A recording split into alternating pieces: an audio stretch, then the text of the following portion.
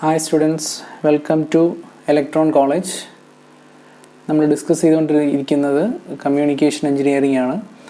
നമ്മൾ പ്രീവിയസ് ക്ലാസ്സിൽ optical communication പഠിച്ചു. നെക്സ്റ്റ് നമുക്ക് പഠിക്കാനുള്ളത് സാറ്റലൈറ്റ് കമ്മ്യൂണിക്കേഷൻ ആണ്.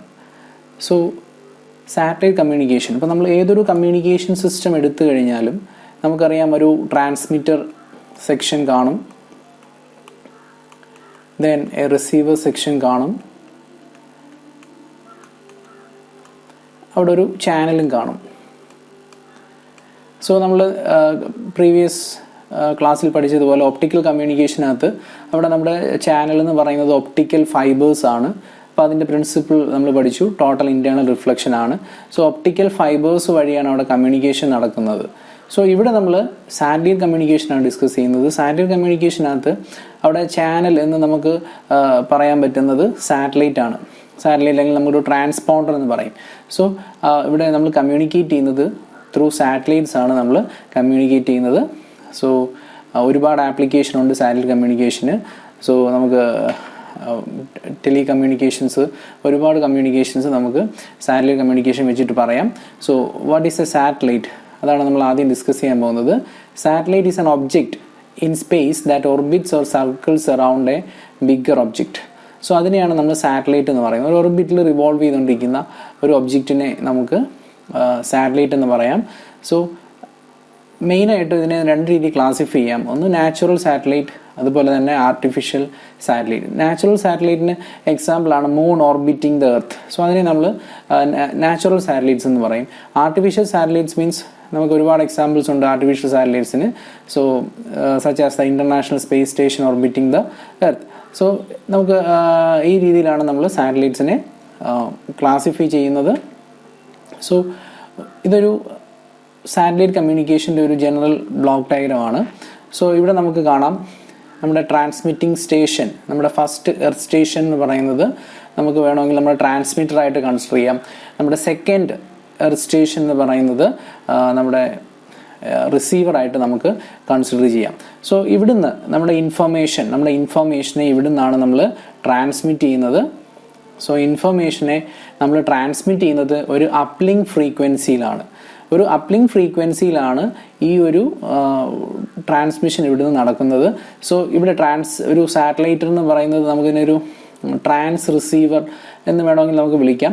സോ ഇത് സോളാർ പാനൽസ് ആണ് ഈ കണക്ട് ചെയ്തേക്കുന്നത്. സോളാർ പാനൽസ്, സോ അതിനാവശ്യമായിട്ടുള്ള പവേഴ്സ് ഒക്കെ സപ്ലൈ ചെയ്യുന്നത് ആ ഒരു പാനൽസ് ആണ്. സോ ഇതാണ് നമ്മുടെ ഓർബിറ്റിൽ റിവോൾവ് ചെയ്ത് നിൽക്കുന്ന സാറ്റലൈറ്റ് എന്ന് പറയുന്നത്. സോ ഈ അപ്ലിങ്ക് ഫ്രീക്വൻസിയിൽ നമ്മൾ ഇൻഫർമേഷനെ നമ്മൾ ട്രാൻസ്മിറ്റ് ചെയ്യുന്നു. സോ ഈ ഒരു സാറ്റലൈറ്റ്, ഈ ഒരു മോഡ്യൂളിനകത്ത് ഇതിനകത്തൊരു റിസീവർ കാണും. ആ റിസീവറിനെ നമ്മൾ അപ്ലിങ്ക് ഫ്രീക്വൻസിയിൽ വരുന്ന സിഗ്നലിനെ അത് റിസീവ് ചെയ്യുന്നു, ദെൻ അത് പ്രോസസ്സ് ചെയ്യുന്നു. സോ നമ്മളതിന് ട്രാൻസ്പോണ്ടർ എന്ന് വേണമെങ്കിൽ നമുക്കിതിനെ പറയാം. So this is A transponder section. So there will be an uplink model, there will be a transponder and a downlink model. So ഇൻഫർമേഷനെ നമ്മളൊരു അപ്ലിങ്ക് ഫ്രീക്വൻസിയിലാണ് നമ്മൾ ട്രാൻസ്മിറ്റ് ചെയ്യുന്നത്. സോ ആ ഒരു സാറ്റലൈറ്റ് അവിടെ ആ ഒരു സിഗ്നലിനെ റിസീവ് ചെയ്ത് അവിടെ ഒരു പ്രോസസ്സിങ് ചെയ്യുന്നു, ദെൻ അത് തിരിച്ച് റീട്രാൻസ്മിറ്റ് ചെയ്യുന്നത് വേറൊരു ഡിഫറെൻറ്റ് ഫ്രീക്വൻസിയിലാണ് റീട്രാൻസ്മിറ്റ് ചെയ്യുന്നത്. ആ ഫ്രീക്വൻസിയാണ് നമ്മൾ ഡൗൺലിങ്ക് ഫ്രീക്വൻസി എന്ന് പറയുന്നത്. ഈ അപ്ലിങ്ക് ഫ്രീക്വൻസിയും ഡൗൺലിങ്ക് ഫ്രീക്വൻസിയും രണ്ട് ഡിഫറെൻറ്റ് ഫ്രീക്വൻസീസ് ആണ്. ഈ അപ്ലിങ്ക് ഫ്രീക്വൻസിയുടെ വാല്യൂ ആയിരിക്കും higher than downlink frequency. So നമുക്കൊരു രണ്ട് എർത്ത് സ്റ്റേഷൻസ് വേണം. സോ ആ earth stations, between that earth stations ആണ് നമ്മൾ കമ്മ്യൂണിക്കേഷൻ ചെയ്യുന്നത്. സോ അപ്പോൾ ഈ രണ്ട് പോയിന്റ്സ് വളരെ ഇമ്പോർട്ടൻ്റ് ആണ്. ഫ്രീക്വൻസി, അപ്ലിങ്ക് ഫ്രീക്വൻസിയിലാണ് നമ്മൾ ട്രാൻസ്മിറ്റ് ചെയ്യുന്നത്, ഡൗൺലിങ്ക് ഫ്രീക്വൻസിയിലാണ് നമ്മൾ അതിനെ റിസീവ് ചെയ്യുന്നത്. സെക്കൻഡ് എർത്ത് സ്റ്റേഷൻ അത് റിസീവ് ചെയ്യുന്നത് ഡൗൺലിങ്ക് ഫ്രീക്വൻസിയിലായിരിക്കും. സോ ഇതാണ് ഒരു ജനറൽ വർക്കിംഗ് പ്രിൻസിപ്പിൾ. ഒരു സാറ്റലൈറ്റിൻ്റെ ജനറൽ വർക്കിംഗ് പ്രിൻസിപ്പിൾ എന്ന് പറയുന്നത് ഇത്രയാണ്.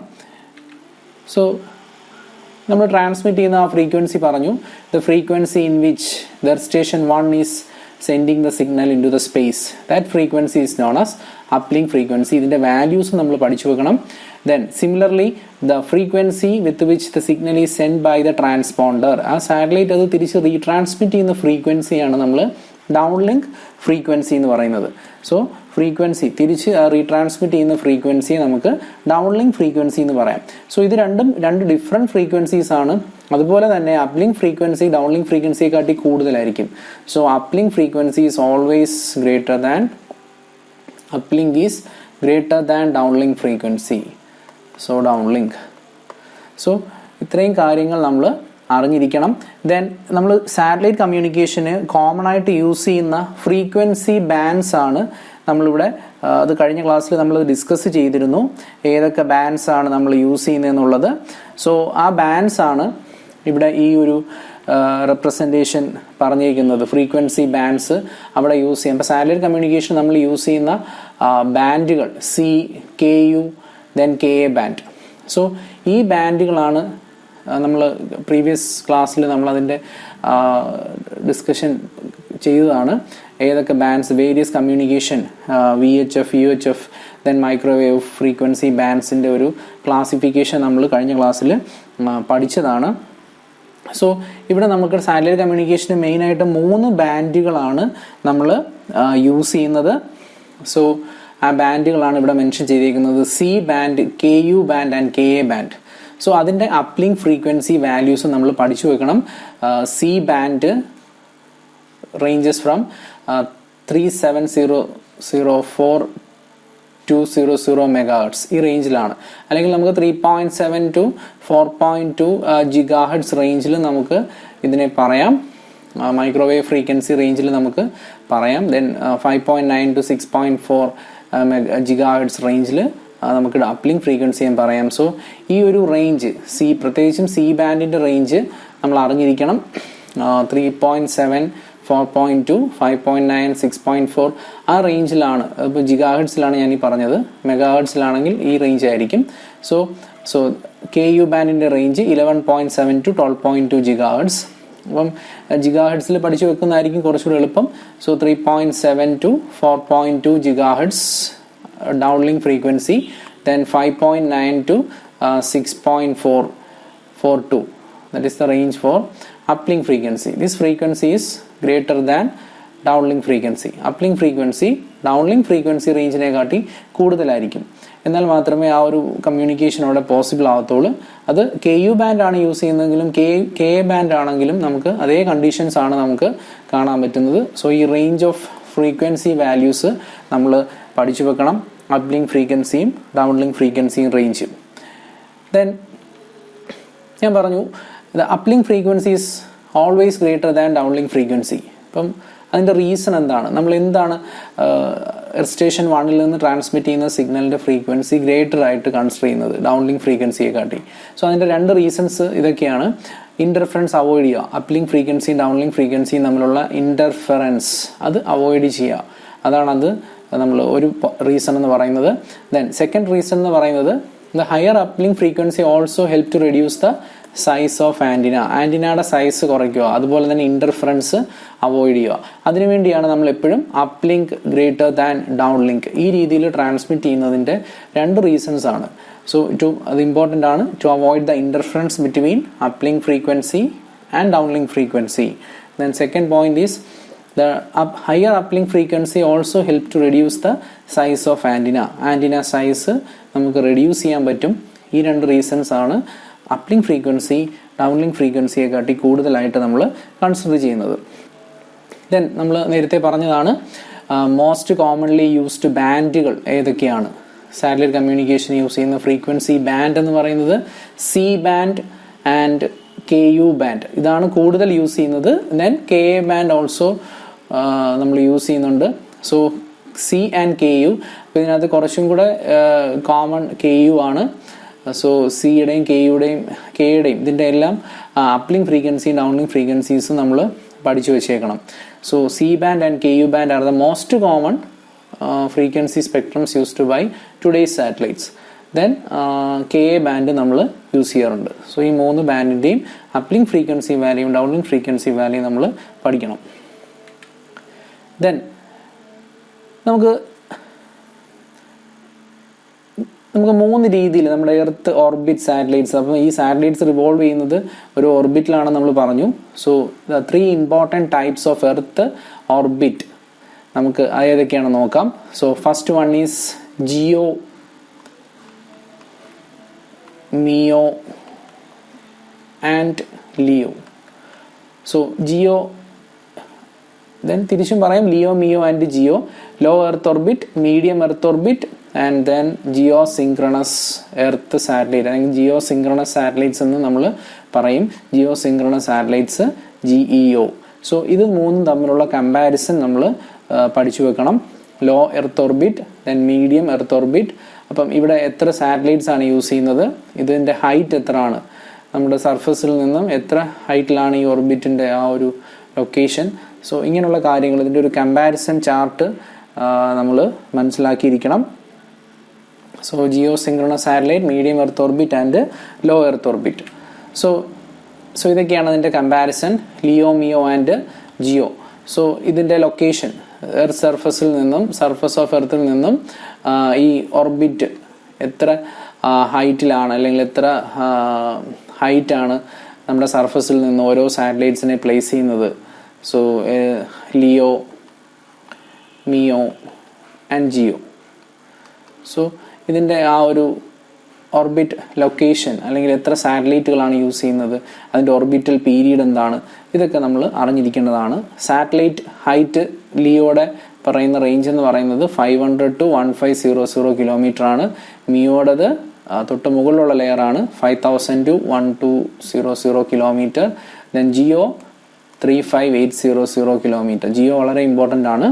ദെൻ ഓർബിറ്റൽ പീരീഡ് ഇത് 24 hours ആണ്. മിയോടത് 2 to 8 hours ആണ്. ഓർബിറ്റൽ പീരീഡ് 10 to 40 minutes ആണ് ലോ എർത്ത് ഓർബിറ്റ്. സോ അതിൻ്റെ ഹൈറ്റും ഓർബിറ്റൽ പീരീഡും ഒക്കെ കുറവാണ്. സോ നമ്പർ ഓഫ് സാറ്റലൈറ്റ്സ്, ഇവിടെ 3 സാറ്റലൈറ്റ്സ് മതി എൻ്റയർ എർത്ത് സർഫസ്. ഇപ്പോൾ ഇതിൻ്റെ കവറേജ് ഏരിയ വളരെ കൂടുതലാണ്, ജിയോയുടെ കവറേജ് ഏരിയ വളരെ കൂടുതലാണ്. 3 ഓർബിറ്റ്സ് വെച്ചിട്ട് നമുക്ക് എൻ്റയർ സർഫസ് കവർ ചെയ്യാൻ പറ്റും. ദെൻ നമ്പർ ഓഫ് സാറ്റലൈറ്റ്സ് ഇവിടെ 40 to 80 ആണ് ഫുൾ കവറേജിന് യൂസ് ചെയ്യുന്നത്. ദെൻ ഇവിടെ 8 to 20 ആണ്. ദെൻ സാറ്റലൈറ്റിൻ്റെ life, number of hand off, cost, propagation loss. അപ്പോൾ ഈ ഒരു കമ്പാരിസൺ ചാർട്ട് നമ്മൾ ജസ്റ്റ് ഒന്ന് അറിഞ്ഞിരിക്കണം.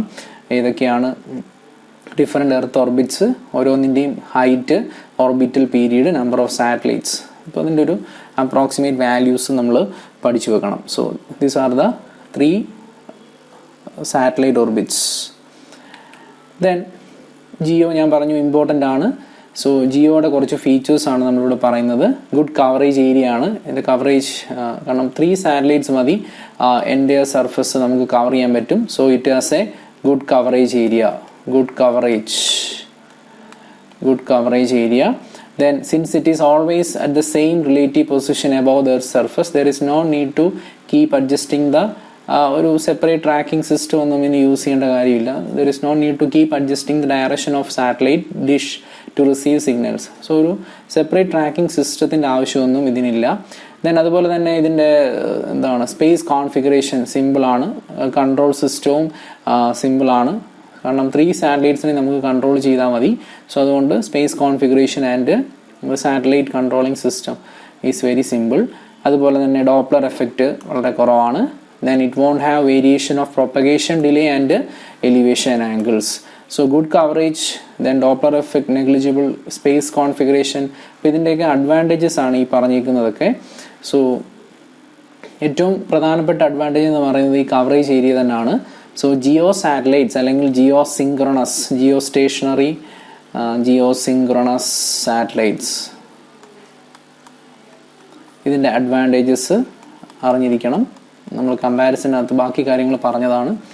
സോ നെക്സ്റ്റ് ഇനി നമുക്ക് പഠിക്കാനുള്ളത് വേരിയസ് അറ്റ്മോസ്ഫിയറിക് ലെയേഴ്സിനെ കുറിച്ചാണ്. സോ നമുക്ക് അറ്റ്മോസ്ഫിയറിക് ലെയേഴ്സിനെ നമുക്ക് ഇങ്ങനെ ക്ലാസിഫൈ ചെയ്യാം: troposphere, stratosphere, mesosphere, thermosphere, exosphere. So ഇവിടെ ഒരു അയണോസ്ഫിയറും ഇവിടെ പറയുന്നുണ്ട്. മീസോസ്ഫിയർ, തെർമോസ്ഫിയർ, ആ ഏരിയ കവർ ചെയ്ത് നിൽക്കുന്ന ആ ഒരു റീജിയനാണ് അയണോസ്ഫിയർ. സോ അയണോസ്ഫിയർ കൂടെ നമുക്ക് അറിഞ്ഞിരിക്കണം. സോ ഇത്രയും ലെയേഴ്സാണ് നമ്മൾ കോമൺ ആയിട്ട് പഠിക്കാനുള്ളത് ഇതിൻ്റെ ഹൈറ്റും കാര്യങ്ങളൊക്കെ പഠിച്ചു വെക്കണം. എത്ര കിലോമീറ്ററാണ് ഇതിൻ്റെ ലൊക്കേഷൻ, ഫ്രം എർത്ത് സർഫസ് എത്രയാണ് ഇതിൻ്റെ ലൊക്കേഷൻ, ഇങ്ങനെയുള്ള കാര്യങ്ങളും കൂടെ നമ്മൾ ഇതിനകത്ത് പഠിച്ചു വെക്കണം. ഡിഫറെൻറ്റ് ലെയേഴ്സ്, അറ്റ്മോസ്ഫിയറിക് ലെയേഴ്സ് ആണ്. സോ ട്രോപ്പോസ്ഫിയർ ഗ്രൗണ്ട് സർഫസിൽ നിന്ന് 10 കിലോമീറ്റർ, ദെൻ ഡിസ്റ്റൻസ് വാല്യൂ കുറച്ച് ഡിഫറൻസ് ഒക്കെ വരും. So this is 10 to 30 kilometre, then this is 30 to 50 kilometer, then thermosphere 50 to 400 kilometer, and greater than 400 kilometer ആണ് നമ്മുടെ എക്സോസ്ഫിയർ. സോ നമുക്ക് outer atmosphere എന്ന് പറയുന്നത് നമുക്ക് ഈ ലെയറിനെ പറയാം എക്സോസ്ഫിയർ ആണ്. എക്സോസ്ഫിയറിന് അപ്പുറത്തോട്ടാണ്, that is the outermost layer എന്ന് പറയുന്നത്. ഇപ്പോൾ ഫസ്റ്റ് ലോവർ ലെയർ എന്ന് പറയുന്നത് ട്രോപ്പോസ്ഫിയർ ആണ്. മിഡിൽ ലെയർ നമുക്ക് മീസോസ്ഫിയറിനെ പറയാം. മീസോസ്ഫിയർ ആണ് മിഡിൽ ലെയർ എന്ന് പറയുന്നത്. ദെൻ ഇതിൻ്റെ ഇൻ ബിറ്റ്വീൻ ഒരു അയണോസ്ഫിയർ ലെയറിനെ കുറിച്ചും നമ്മൾ ഡിസ്കസ് ചെയ്യുന്നുണ്ട്. നമുക്കതിനെക്കുറിച്ചും പറയാം. അയണോസ്ഫിയർ ലെയേഴ്സിനെയും വീണ്ടും നമ്മൾ ക്ലാസിഫൈ ചെയ്യുന്നുണ്ട്. D, E, F, F1, F2 അങ്ങനെ ലെയേഴ്സായിട്ട് ക്ലാസിഫൈ ചെയ്യുന്നുണ്ട്. സോ ഓരോ ലെയേഴ്സിൻ്റെയും ഫീച്ചേഴ്സ് ഒന്ന് അറിഞ്ഞിരിക്കണം. ട്രോപ്പോസ്ഫിയർ എന്ന് പറഞ്ഞാൽ ഏറ്റവും ലോവസ്റ്റ് ലെയർ ആണ്. This is the layer of the earth which lies just above the ground. with the flora and fauna live in this layer. അതുപോലെ തന്നെ the ground wave propagation and LOS propagation takes place here. So ഇപ്പോൾ ഇതൊക്കെയാണ് എൻ്റെ features. Ground wave propagation, നമ്മൾ wave propagation പഠിക്കുന്നുണ്ട്. Wave propagation occur ചെയ്യുന്നത് troposphere ലെയറിലാണ്. So അങ്ങനെ കമ്പയർ ചെയ്ത് പഠിക്കണം. ഗ്രൗണ്ട് വേവ് പ്രൊപ്പഗേഷൻ ഏത് ലെയറിലാണ് ഒക്കർ ചെയ്യുന്നത്? Troposphere. So stratosphere, this is the layer of earth which lies above troposphere. So ട്രോപ്പോസ്ഫിയറിന് തൊട്ട് മുകളിൽ കാണുന്നതാണ് stratosphere. So ozone layer present ചെയ്യുന്നത് എവിടെയാണ്? സോ അത് സ്ട്രാറ്റോസ്ഫിയറിലാണ്. അതാണ് അതിനകത്ത് ഇമ്പോർട്ടൻ്റ് ആയിട്ടുള്ളത്. Then ground wave propagation, line of sight propagation, എങ്കിലും ലൈൻ ഓഫ് സൈറ്റ് പ്രൊപ്പഗേഷന് കൂടുതൽ ആപ്റ്റ് ആയിട്ടുള്ളത് ട്രോപ്പോസ്ഫിയർ തന്നെയാണ്. Then mesosphere. Mesosphere, this is directly above the stratosphere and below the thermosphere. Then എൻ്റെ റേഞ്ച് പറഞ്ഞിരിക്കുന്നത് 50 to 85 കിലോമീറ്റർ ആണ്. മൈൽസിലുള്ള value എന്ന് അറിഞ്ഞിരിക്കുക. Then possesses temperature that decreases with height throughout the mesosphere. So height കൂടുന്നതനുസരിച്ച് നമുക്ക് temperature കുറഞ്ഞുകൊണ്ടിരിക്കും. അതുപോലെ തന്നെ it contains strong zonal winds, atmospheric tides, planetary waves and gravity waves. So ഇതൊക്കെയാണ് അതിൻ്റെ ഫീച്ചേഴ്സ് എന്ന് പറയുന്നത്. Then ionosphere. സോ അയണോസ്ഫിയറിൻ്റെ റേഞ്ച് ഇവിടെ പറയുന്നുണ്ട് 48 കിലോമീറ്റർ ടു 965 കിലോമീറ്റർ. സോ അത് മീസോസ്ഫിയറിലും ഒരു അതിന് മുകളിലോട്ടുള്ള ലെയറിലും ഷെയർ ചെയ്ത് നിൽക്കുന്ന ഇൻ ബിറ്റ്വീൻ വരുന്ന ഒരു ലെയറാണ് അയണോസ്ഫിയർ എന്ന് പറയുന്നത്. So this is the upper layer of earth's atmosphere where ionisation is appreciable. The energy radiated by the sun not only heats this region but also produces positive. So ionisation occur ചെയ്യുന്ന region ആണ്. അത് പേരിനകത്ത് തന്നെ ഉണ്ട് ionosphere. So sun energy കൊണ്ട് അവിടെ ions അല്ലെങ്കിൽ ions liberate ചെയ്യുന്ന ഒരു റീജിയൻ ആണ് ionisation layer. Then function of this layer depends upon the time of the day, daytime and night time. So ഓരോ ലെയേഴ്സും അപ്പം ഡേ ടൈം, അപ്പം there are 3 principal layers. അപ്പോൾ ഈ അയണൈസേഷൻ ലെയറിനെ വീണ്ടും നമുക്ക് ഇങ്ങനെ ക്ലാസിഫൈ ചെയ്യാം. F1 and F2 layers. So F1 and F2, അതുപോലെ D ലെയറും ഉണ്ട്. F1 and F2 during the daytime. There is another layer, D layer, which lies above, which lies below E layer. This layer is, so ഇത്രയും layers, D layer, E layer, F1, F2, അപ്പം ഇത്രയും layers ആണ് നമ്മൾ അയണോസ്ഫിയറിൽ കാണുന്നത്. So day ടൈമിൽ കാണുന്ന layers ആണ് F1 and F2 layers എന്ന് പറയുന്നത്. സോ അയണോസ്ഫിയറിനെ കുറിച്ചും ഒന്ന് അറിഞ്ഞിരിക്കുക. Then thermosphere is the layer in the surface directly above the mesosphere and below exosphere. So മീസോസ്ഫിയറിന് മുകളിൽ, സോ ഈ ഒരു ലെയറിലൂടെ കവർ ചെയ്തിട്ടാണ് നമ്മുടെ അയണോസ്ഫിയർ നിൽക്കുന്നത്. മീസോസ്ഫിയറിലും തെർമോസ്ഫിയറിലും ഒരു കവർ ചെയ്ത്, അതാണ് 48 to 965 കിലോമീറ്റർ എന്ന് പറഞ്ഞിരിക്കുന്നത്. സോ ആ ഇൻ ബിറ്റ്വീൻ റീജിയനാണ് നമ്മൾ അയണോസ്ഫിയറിനെ നമ്മൾ മെൻഷൻ ചെയ്യുന്നത്. With this layer of the atmosphere ultraviolet radiation causes photoionization of molecules and creating ions. So thermo-ionosphere thus constitutes large part of the ionosphere. So satellite communication ഒക്കെ ചെയ്യുന്നത് ഈ ഒരു ലെയറിലാണ്. അതോടെ ഒന്ന് അറിഞ്ഞിരിക്കുക, തെർമോസ്ഫിയറിലാണ് satellite communication. So satellites orbit ചെയ്യുന്നത് തെർമോസ്ഫിയർ ലെയറിലാണ്. ദെൻ അപ്പർ മോസ്റ്റ് ലെയറിനെയാണ് നമ്മൾ എക്സോസ്ഫിയർ എന്ന് പറയുന്നത്. ഇവിടുത്തെ എയറിൻ്റെ ഒരു പ്രോപ്പർട്ടി, എയർ വളരെ തിൻ ആയിരിക്കും. സോ അതാണ് ഔട്ടർ മോസ്റ്റ് ലെയർ ആണ്. Air value will be very thin. Then നമുക്കിനി കുറച്ച് ക്വസ്റ്റ്യൻസ് നോക്കാം. So which is the warmest layer of atmosphere? So thermosphere, mesosphere, stratosphere, exosphere. So എൻ്റെ ആൻസർ എന്ന് പറയുന്നത് തെർമോസ്ഫിയർ ആണ് വാമസ്റ്റ് ലെയർ എന്ന് പറയുന്നത്. So next question, the planetary boundary layers belongs to which of the following atmospheric layers? So planetary boundary layer നമ്മൾ പറയുന്നത് exosphere, ionosphere, stratosphere, none of the mentioned. So ഇതിൻ്റെ option എന്ന് പറയുന്നത് നമ്മൾ ട്രോപ്പോസ്ഫിയറിനെയാണ് നമ്മൾ പ്ലാനറ്ററി ബൗണ്ടറി ലെയർ എന്ന് പറയുന്നത്. Troposphere. So option is none of the mentioned. Then lowest layer of atmosphere is called. അപ്പോൾ നമുക്ക് അതിൻ്റെ ഓർഡർ അറിയാം. നമ്മൾ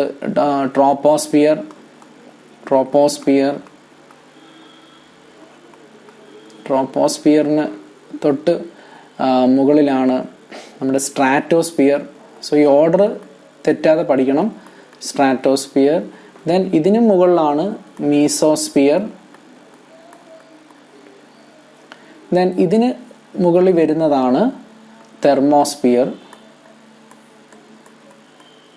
ദെൻ അതിന് മുകളിലാണ് എക്സോസ്ഫിയർ.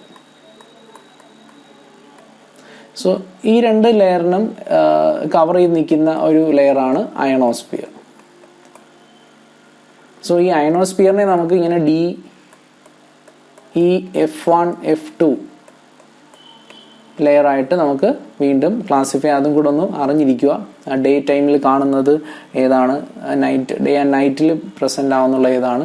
സോ അങ്ങനെയുള്ള കാര്യങ്ങളുടെ അറിഞ്ഞിരിക്കുക. ലോവസ്റ്റ് ലെയർ ഓഫ് അറ്റ്മോസ്ഫിയർ എന്ന് പറയുന്നത്, സോ ഈ ഓപ്ഷൻ നോക്കുമ്പോൾ അറിയാം നമ്മുടെ ലോവസ്റ്റ് ലെയർ ഈ ഒരു റീജിയനിലാണ്. ലോവസ്റ്റ് ലെയർ എന്ന് പറയുന്നത് ട്രോപ്പോസ്ഫിയർ ആണ്. So option troposphere. സോ ഇതാണ് നമ്മുടെ answer. So option A. So next question is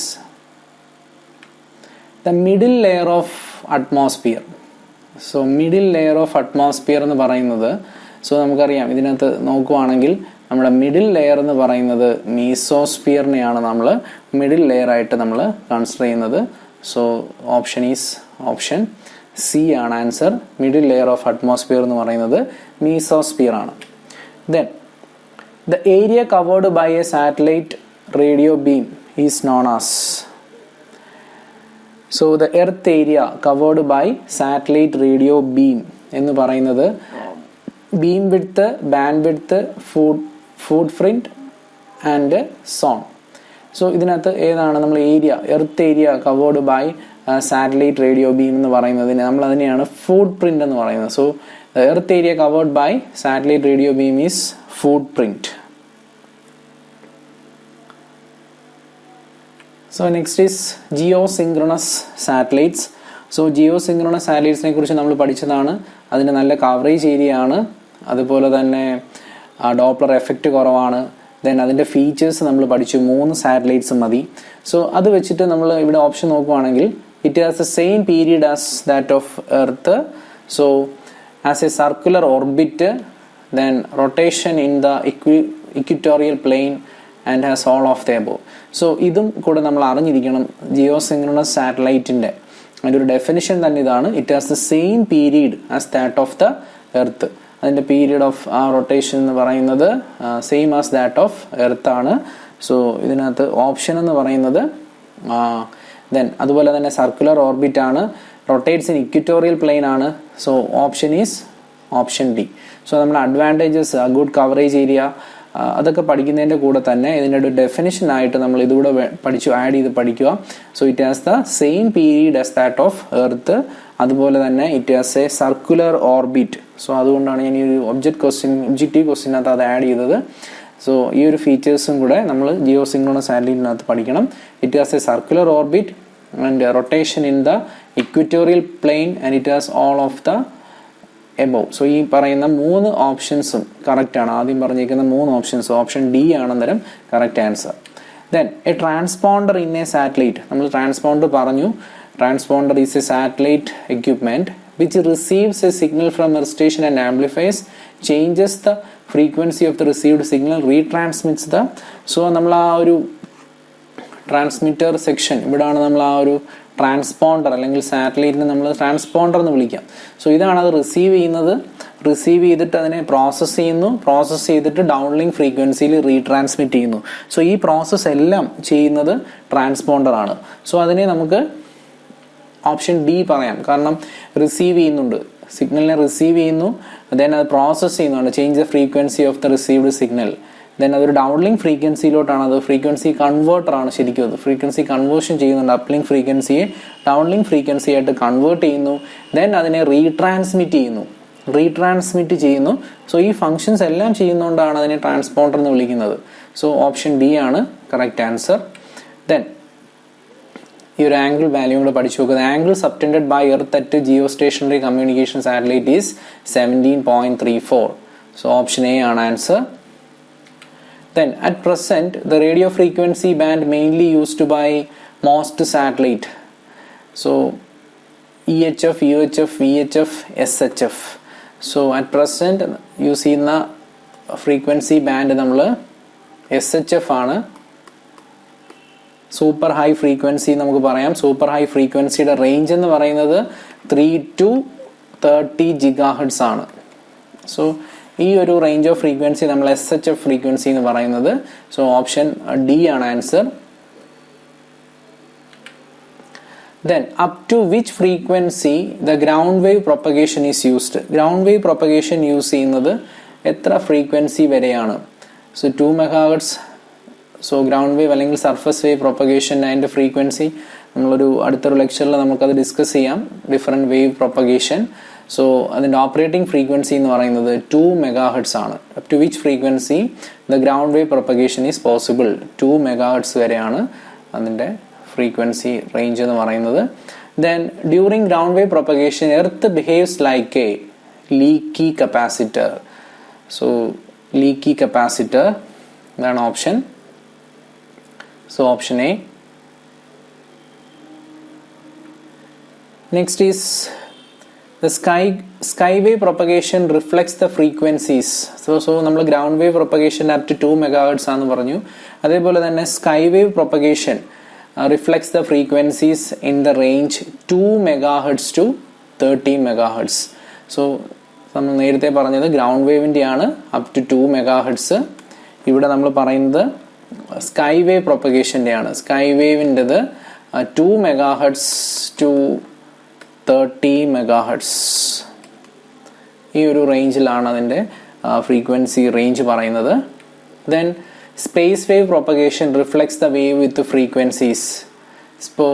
so നമ്മൾ നേരത്തെ പറഞ്ഞത് സ്കൈ വേവിൻ്റെ ആണ് റേഞ്ച് പറഞ്ഞത്. Then 2 to 30 MHz. ദെൻ ഇവിടെ സ്പേസ് വേവിൻ്റെ ആണ്. Space wave propagation reflects the wave with the frequencies above 30 MHz. Option D ആണ് answer. above 30 MHz. above 30 MHz ഇതാണ് answer. So next, in which of the following mode of propagation the waves are guided along the surface of earth?